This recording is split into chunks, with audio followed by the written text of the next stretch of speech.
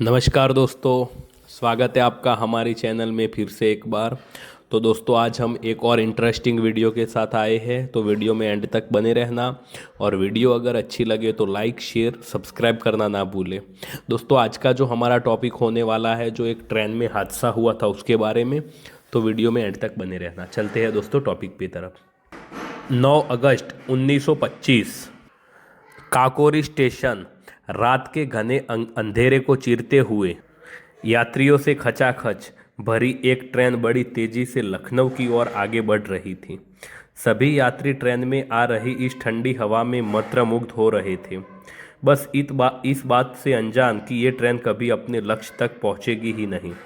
Train Lucknow से बस 15 kilometre दूर थी कि तभी ट्रेन में बैठा एक ऊंची मूंछों वाला आदमी खिड़की से बाहर झांकता है और इसके बाद अपने सामने एक टोपी पहने हुए आदमी की तरफ देख मूंछों को ताव देता है। इसके बाद ये टोपी वाला आदमी अपनी जगह से उठता है और दाएं बाएं एक नज़र घुमा के एक झटके में ट्रेन की चेन खींच देता है। चेन खींचते ही ट्रेन एक चुंबन वाली आवाज़ के साथ धीमी होनी शुरू हो जाती है और बाकी यात्री अचंभे से इस टोपी वाले आदमी को घूरने लगते हैं। कोई कोई कुछ कहता या करता उससे पहले ही ट्रेन अलग अलग सीटों पर बैठे 10 आदमी हाथ में पिस्तौल पकड़े हुए खड़े हो जाते हैं और जोर से चिल्लाते हैं। कोई अपनी जगह से हिलने की कोशिश नहीं करेगा। दरअसल ये कोई चोर या डाकू नहीं, बल्कि वह क्रांतिकारी है जिनके कारण आज हम आज़ाद भारत में सांस ले पा रहे हैं। और ये एक ऐसी डकैती को अंजाम देने वाले हैं जो भारत के स्वतंत्र आंदोलन में एक मील का पत्थर साबित होती है। दोस्तों आज की वीडियो में हम इंडियन फ्रीडम स्ट्रगल का वो अहम किस्सा जानने वाले हैं जिसे पूरे देश ने बेशक भुला दिया है, लेकिन इस किस्से के कारण ही हमें भगत सिंह जैसे बलिदानी देखने को मिले और इसी किस्से की बनाई बुनियाद में स्वतंत्रता की लड़ाई लड़ी गई और हमें आज़ादी मिली। दोस्तों हम बात कर रहे हैं कांकरी कांड। मार्च 1919 वर्ल्ड वॉर वन में अंग्रेजों की बढ़ चढ़ के मदद करने के बावजूद हम भारतीयों को आज़ादी तो दूर बल्कि रलेट एक्ट जैसा क्रूर कानून मिला। इस एक्ट ने पुलिस को इतनी शक्ति दे दी थी कि वह जिसको चाहे उसको बिना किसी वजह से गिरफ्तार कर सकते थे। इन काले कानूनों के खिलाफ भारत में खूब प्रोटेस्ट होने लगे और इसी के चलते अप्रैल के महीने में अमृतसर के जलियांवाला बाग में लोग शांतिप्रिय ढंग से बात करने के लिए इकट्ठा हुए थे। तब ब्रिगेडियर जनरल डायर ने लोगों पे अंधाधुंध फायरिंग करवा दी, जिसमें 1500 से ज़्यादा लोग मरे, 1200 से करीब जख्मी हो गए। दोस्तों अंग्रेज़ों का ये एक कदम उन पे परे आग बन के बरसता है और पूरे देश में प्रोटेस्ट की लड़ी लग जाती है। अंग्रेज ये सब संभालने की कोशिश ही कर रहे थे कि तभी 1920 में महात्मा गांधी ने नॉन कॉपरेशन मूवमेंट का ऐलान कर दिया। सभी फैक्ट्री बंद हो गई, सरकारी कर्मचारियों ने दफ्तर जाना बंद कर दिया, ब्रिटिश कपड़ों का बाइकआउट कर दिया गया। साफ शब्दों में कहे तो लगने लगा था कि भारत को इन जुल्मी अंग्रेजों के प्रकोप से अब हमेशा हमेशा के लिए छुटकारा मिल जाएगा। लेकिन कुदरत को कुछ और मंजूर था। फरवरी 1922 चौरा चोरी नाम के गांव में प्रदर्शनकारियों पर पुलिस ने हमला किया और जवाब के तौर पे प्रदर्शनकारियों ने पुलिस स्टेशन में आग लगा दी, जिसमें 22 पुलिस वाले मारे गए। ये खबर सुन गांधी जी जो हिंसा के सख्त विरोधी थे, उन्होंने तुरंत इस मूवमेंट को बंद करने का फैसला लिया। दोस्तों ये खबर आग की तरह पूरे देश में फैल जाती है और आज़ाद भारत में सांस लेने का सपना देखने वाले हजारों लोगों का मनोबल बुरी तरह टूट जाता है। बेशक आम भारतीय कुछ दिन का शौक मनाकर फिर से गुलामी की जिंदगी जीने के लिए मजबूर हो जाते हैं, लेकिन 25 साल के नौजवान को ये गुलामी हरगिज हजम नहीं हो रही थी और ये नौजवान ठान लेता है कि आज़ादी के लिए पूरी ब्रिटिश हुकूमत से अकेला ही लड़ना पड़े तो लड़ जाऊंगा, लेकिन आज़ादी लेकर मानूंगा। इस वीर बहादुर का नाम था राम प्रसाद बिस्मिल। ये वही बिस्मिल है जो मात्र 18 साल की उम्र में अंग्रेजों को भगाने की प्रतिज्ञा ले चुके थे। इन्होंने अपनी पूरी जीवनी में हजारों कविताएं लिखी है, जिसने क्रांति की लहर में अलग ही जोश भर दिया।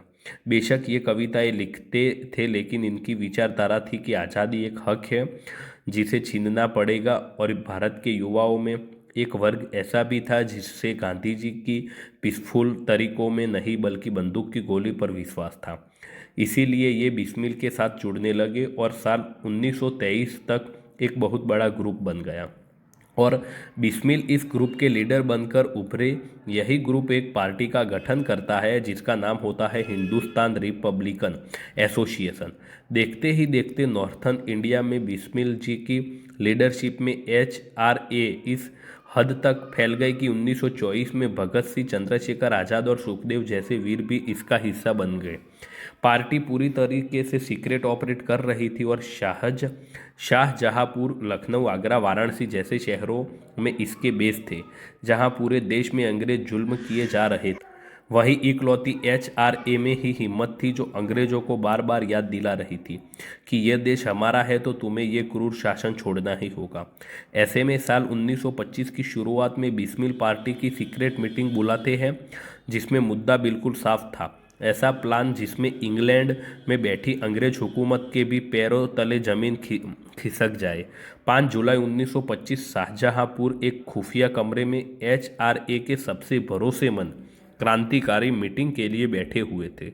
सभी एक के बाद एक मुद्दा उठा चर्चा कर रहे थे कि तभी कमरे का दरवाज़ा खुलता है और बिस्मिल कमरे में घुस जाते हैं। इनके कमरे में घुसते ही सब अचानक शांत हो जाते हैं और कमरे की इस शांति को बिस्मिल अपनी जोशीली आवाज़ में भरते हुए कहते हैं, तुम सबने देखा होगा नॉन कोऑपरेशन मूवमेंट के बंद होने के बाद से ही अंग्रेजों के जुल्म बेलगाम हो चुके हैं।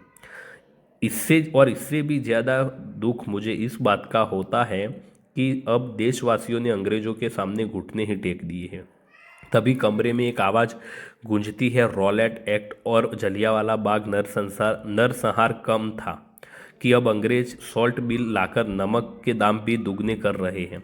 दोस्तों, ये आवाज़ क्रांतिकारी राजेंद्र लहरी की थी जो पढ़ाई से तो MA हिस्ट्री थे, लेकिन जब बात अंग्रेजों को खदेड़ने की हो तो इनकी प्लानिंग करने की क्षमता के कारण इन्हें सब इंजीनियर कहकर पुकारते थे।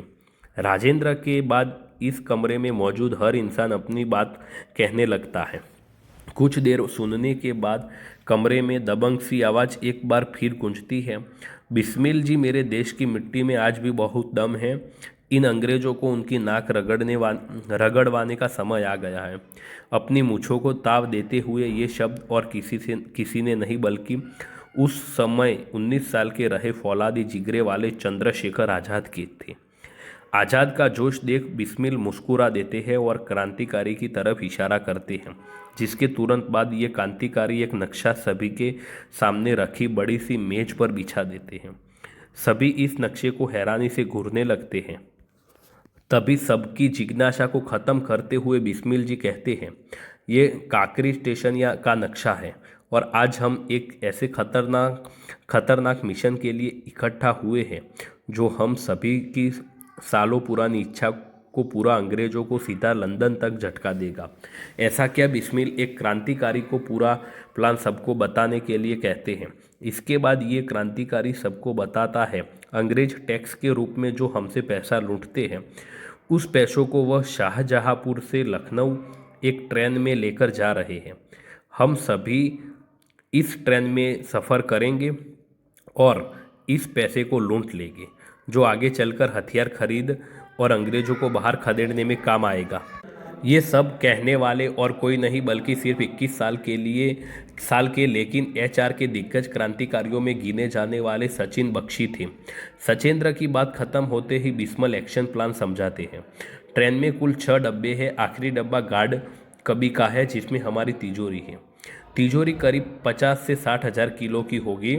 आज़ाद, राजेंद्र और सचेंद्र, तुम तीनों सेकंड कोच में सफ़र करोगे और हम थर्ड कोच में। ट्रेन जैसे ही लखनऊ से 15 किलोमीटर दूर काकोरी के पास होगी, आज़ाद तुम राजेंद्र को इशारा करोगे, जिसके तुरंत बाद राजेंद्र तुम चैन खींच देना। इसके बाद हम सभी ट्रेन में बैठे यात्रियों को संभाल लेंगे।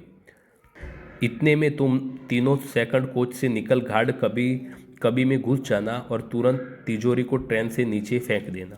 लेकिन अंग्रेजों को लखनऊ से काकोरी पहुंचने में सिर्फ 30 मिनट लगेगी, इसीलिए ट्रेन रोकने से तिजोरी खोलने तक हमारे पास समय बहुत कम रहेगा। एक और बात, बिस्मिल कुछ और कहते तभी एक आवाज़ उन्हें टोक है। गार्ड कभी में तो पुलिस वाले भी हो सकते हैं। ये आवाज़ बिस्मिल के प्रिय मित्र और एचआर के हट्टे कट्टे क्रांतिकारी अशफाक उल्ला खान की थी। अशफाक उल्ला की तरफ देख बिस्मिल कहते हैं, बिल्कुल सही, गार्ड कभी में एक हथियार के साथ गार्ड होगा, इसीलिए इन तीनों के साथ आज़ाद, राजेंद्र, सचिंद्र, तुम भी वहाँ जाओगे और गार्ड को सिर्फ बेहोश करना है। सारा प्लान समझने के बाद कमरे में बैठे हर क्रांतिकारी के मन में जोश की लहर उठती है। मीटिंग खत्म होने से पहले आज़ाद जोर से कहते हैं, देश के लिए जान कुर्बान भी की तो कोई गम नहीं, इनके पीछे बाकी लोग भी दोहराते हैं, कोई गम नहीं। क्रांतिकारियों ने प्लान तो बना लिया, लेकिन इसका अंजाम वैसा बिल्कुल नहीं होता जैसा ये सोच के चल रहे हैं। उल्टा ये हिंदुस्तान रिपब्लिक एसोसिएशन के वजूद को ही खतरे में डाल देते हैं। 9 अगस्त 1925 शाहजहांपुर से से भरी ट्रेन निकल जाती है और अलग अलग जगहों से इसमें 10 क्रांतिकारी भी चढ़ जाते हैं। ट्रेन में एकदम लुभावना सा माहौल था, क्योंकि रात हो चुकी थी और पूरी ट्रेन में खिड़की से ठंडी हवा आ रही थी। सारे यात्री लगभग सुस्ती में थे और इधर क्रांतिकारी काकरी स्टेशन का बेसब्री से इंतजार कर रहे थे। अब लखनऊ से करीब 15 किलोमीटर ही रह गए थे और आज़ाद की नज़र खिड़की से दिख रही है। काकरी स्टेशन के बोर्ड पर पड़ती है और इसके तुरंत बाद राजेंद्र की तरफ देखते हुए मूंछ को ताव देते हैं और राजेंद्र चैन खींच देते हैं। ट्रेन धीमी होनी शुरू हो जाती है और सारे क्रांतिकारी अपनी जगह से उठ सभी यात्रियों को चुप रहने के लिए कहते हैं। ट्रेन लगभग रुक चुकी है। आज़ाद और उनके 2 साथी फटाफट गार्ड की कबी की तरफ जाते हैं और उधर थर्ड कोच में से अशफाक उल्ला भी गार्ड को कबी में पहुंच जाते हैं। आज़ाद वहां मौजूद गार्ड का ध्यान भटकाती है कि तभी पीछे से अशफाक उल्ला उसे बेहोश कर देते हैं। उसके बाद सारे मिलके तुरंत तिजोरी को बाहर फेंक देते हैं। तिजोरी खोलना जितना आसान लग रहा था उतना नहीं था और तिजोरी खुलती उससे पहले ही एक जोर की आवाज़ सुनाई देती है, जिससे सुन सभी एक पल के लिए ठहर जाते हैं। दरअसल सामने से एक और ट्रेन आती दिख रही थी और अगर उसमें ब्रिटिश पुलिस हुई तो सारा प्लान गले में सांप पहनने जैसा बन जाता। ट्रेन करीब पहुंचती जा रही थी और तिजोरी खुलने का काम नहीं ले रही थी। इधर ये ट्रेन करीब पहुंच जाती है और उधर सबकी धड़कनें तेज होने लगती है। तभी वह ट्रेन की तरफ देखते हैं तो ये मालगाड़ी थी, जिसमें पुलिस के होने का सवाल ही नहीं होता। धौन मारती हुई ये मालगाड़ी सीधा निकल जाती है और इसके निकलते ही सभी के चेहरे पे एक शांत सा भाव आ जाता है। इधर कई देर से राजेंद्र और आज़ाद तिजोरी को खोलने की कोशिश कर रहे थे। अशफाक उल्ला उन्हें पीछे करते हुए हथौड़ी मांगते हैं और अपने विशाल हाथों से वो जोर से तिजोरी पे वार करते हैं कि वह एक झटके में खुल जाती है। फटाफट ये सारा पैसा अपने साथ लाए चादर में भर लेते हैं और इसके तुरंत बाद वो सारे क्रांतिकारी इस अंधेरे में विलुप्त हो जाते हैं। सुबह होने तक ये खबर भारत के कोने कोने का तूफान की तरफ पहुंच जाती है और जिस उम्मीद थी ठीक वैसा हुआ। इन 10 क्रांतिकारियों ने वह कर दिखाया जो हजारों लोगों की भीड़ नहीं कर पाई थी। खुद को सर्वशक्तिशाली समझने वाले अंग्रेजों की नाक से नीचे से पूरे 8000 यानी आज के लगभग लाखों लेकर रफू चक्कर हो गए और अंग्रेज सिर्फ हाथ मसलते रह गए। अब अंग्रेज पागलों की तरह खोजबीन शुरू कर देते हैं और उनको सबसे पहला सुराख काकोरी स्टेशन से ही मिल गया। दरअसल उस रात क्रांतिकारी बनवारी लाल की चादर वहीं गिर गई थी और उस पर एक दुकानदार का नाम लिखा था। इस दुकानदार से पूछताछ करने पे बनवारी लाल का पता मिल जाता और अंग्रेज उन्हें पकड़ लेते हैं। बनवारी लाल मजबूरी में अंग्रेजों को काकोरी ट्रेन एक्शन की सारी प्लानिंग और इससे जुड़े लोगों की डिटेल्स बता देते हैं। ये एक चीज़ क्रांतिकारियों पे बिजली से भी ज़्यादा भारी पड़ जाती है। चंद्रशेखर आज़ाद को छोड़कर 1926 के अंत तक सभी क्रांतिकारी एक एक कर पकड़े जाते हैं। कुछ महीने केस तो चला, लेकिन वह सिर्फ नाम का था, क्योंकि डेमोक्रेसी का पाठ पढ़ाने वाले अंग्रेजों ने गवाह से लेकर वकील तक सब खरीद रखे थे और ये किसी भी हालत में इन क्रांतिकारियों को फांसी देना चाहते थे, ताकि दोबारा कोई इनके खिलाफ आवाज़ उठाने से पहले 1000 बार सोचे। दिसंबर 1927 को राम प्रसाद बिस्मिल, अशफाक उल्ला खान और राजेंद्र लहरी को फांसी दे दी गई। जहां अंग्रेजों ने सोचा था कि इनकी फांसी से भारतीय डर जाएगा, लेकिन असल में ये हजारों युवाओं की प्रेरणा बने और ये प्रेरणा ही भारत में अंग्रेजों के खिलाफ उग्र आंदोलन का कारण बनी।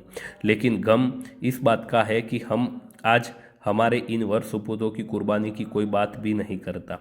रही बात चंद्रशेखर आज़ाद की, तो राम प्रसाद बिस्मिल्ला के बाद उन्होंने HRA का नेतृत्व संभाला।